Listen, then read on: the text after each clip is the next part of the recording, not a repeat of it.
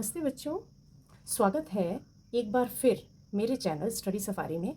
आज विराम चिन्ह के आखिरी भाग में मैं आपको बाकी के जितने भी चिन्ह बचे हैं उसको पढ़ाने वाली हूँ। हमारे सामने विराम चिन्ह के 13 चिन्ह थे।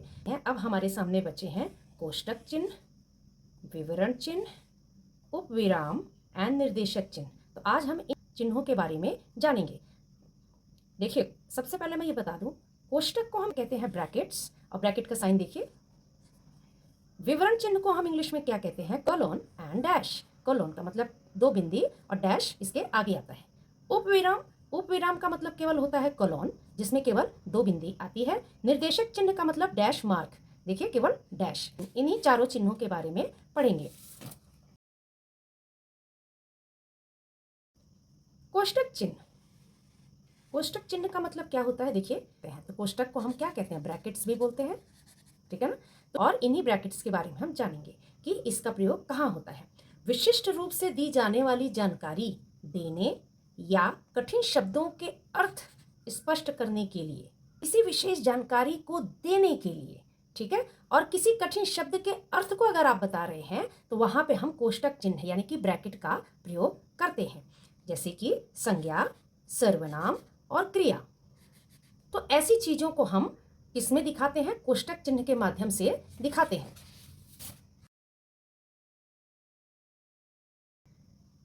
अगला है हमारा विवरण चिन्ह। विवरण चिन्ह का मतलब क्या होता है? किसी के बारे में डिटेल्स दे रहे हो तो उसको ही हम विवरण चिन्ह बोलते हैं। इसी टॉपिक को लेके देखिए एक वाक्य बना है, चिन्हों के भेद निम्नलिखित हैं। इसके बाद देखिए क्या लगा है? विवरण चिन्ह। अब जो भी इसका विवरण होगा चिन्हों से संबंधित, आप इस विवरण चिन्ह के आगे लिखकर दर्शाते हैं, ठीक है। हिंदी में प्रयुक्त ध्वनियां निम्नलिखित हैं। तो ध्वनियों के बारे में जो आप आगे बताओगे, उसके बारे में जो आप विवरण दोगे, तो आप सबसे पहले विवरण चिन्ह लगाएंगे, उसके बाद उसका विवरण देते हैं। तो वहां पे हम क्या लगाते हैं? विवरण चिन्ह, ठीक। अगला है हमारा उपविराम। उपविराम, उपविराम को क्या बोलते हैं? कॉलन भी बोलते हैं, ठीक है ना। कॉलन भी बोलते हैं, जिसको हम दो बिंदु से दर्शाते हैं। देखिए दो बिंदु, ठीक।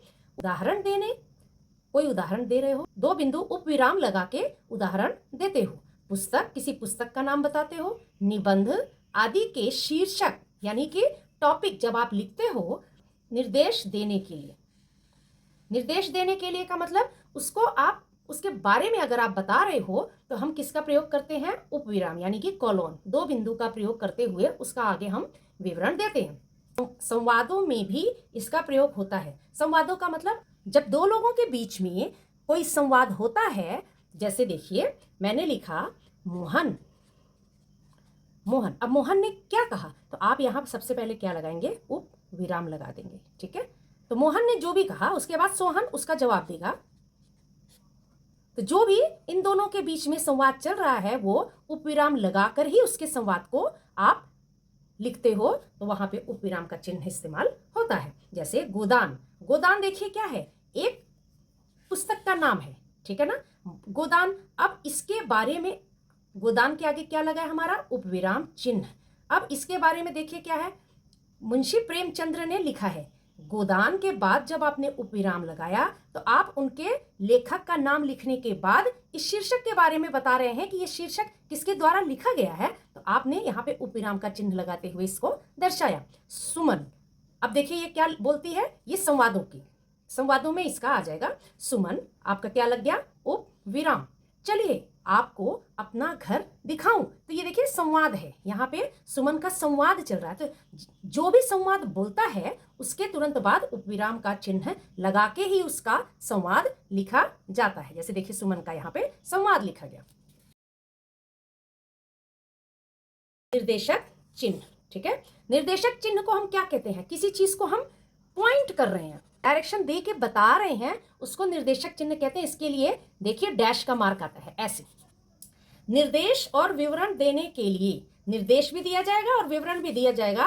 तो जैसे निर्देश और विवरण देने के लिए, जैसे देखिए ये एक वाक्य है, ठीक है ना। तो हमने क्या लगा दिया यहाँ पे? निर्देशक चिन्ह।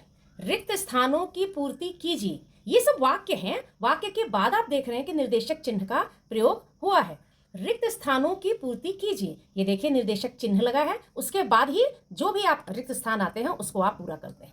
हमारे राष्ट्रीय त्योहार हैं, ठीक है ना। यहाँ पे देखिए अब जो भी विवरण या निर्देश दिया जाएगा ये चिन्ह के बाद ही दिया जाता है, तो यहाँ पे हमारा निर्देशक चिन्ह लगाया जाता है। चलिए हम एक वर्कशीट कर लेते हैं। सही विराम चिन्ह लगाइए। देखिए हमें क्या क्या चिन्ह लगाना है, कोष्टक चिन्ह लगाना है, उपविराम चिन्ह लगाना है, विवरण चिन्ह लगाना है और निर्देशक चिन्ह लगाना है।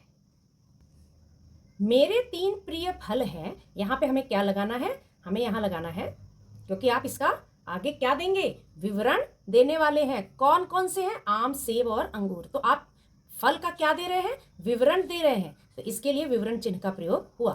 ठीक, राम पढ़ाई करता है, श्याम खेलता है, तो यहाँ पे आप विवरण दे रहे हैं, ठीक है ना। ताजमहल आगरा में स्थित है, भारत का प्रसिद्ध स्मारक है।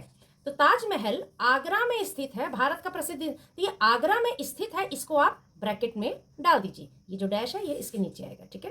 ताजमहल आगरा में स्थित है, इसको आप ब्रैकेट में स्पेशल दिखाएंगे, ठीक है ना। ये क्या है, आगरा भारत का प्रसिद्ध स्मारक है, ठीक है ना। तो यहाँ पे हमारा क्या, कोष्टक चिन्ह लग। मेरा परिचय, तो आप विवरण देंगे, तो विवरण के लिए, ठीक है ना।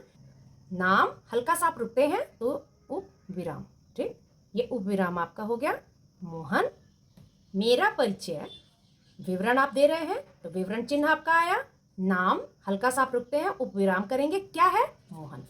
मैंने विराम के सारे चिन्हों का विवरण आपके पिछली क्लास से लेके अभी तक की क्लास में दे दिए हैं। आप मेरे सारे वीडियोस को ध्यान से देखा करें, जिससे आपको अच्छे से समझ में आ जाए और आप कोई गलती ना करें। मिलते हैं नेक्स्ट क्लास में, टिल देन बाय।